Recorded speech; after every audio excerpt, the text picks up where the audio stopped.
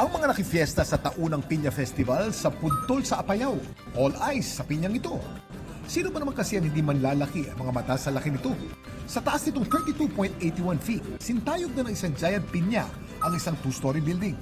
Ang giant pinya ng Puntol na isa raw marahil sa pinakamalaki sa bansa, gawa gamit ang mahigit 2,800 fresh pineapples. Inani ang mga ito mula sa iba't ibang taniman sa Puntol.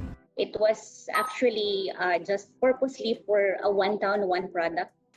And then it evolved into something that could help us in economic recovery just after COVID. We are revitalizing the tourism industry. We use that and also, of course, to promote the products coming from our farmers. Kuya Kim, ano na?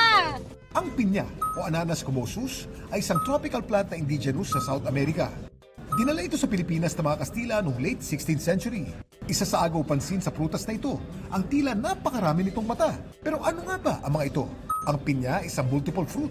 Ibig sabihin, bunga na ito ng maraming maliliit na bulaklak na nagsama-sama. At ang sinasabing mata nito ay ang dating lokasyon ng individual na bulaklak. Ang pinya meron ding korona na binubuo ng mga pahaba nitong dahon. Alam niyo ba na mula sa mga dahong ito maaaring makagawa ng napakagandang tela? Ito ang pinya cloth.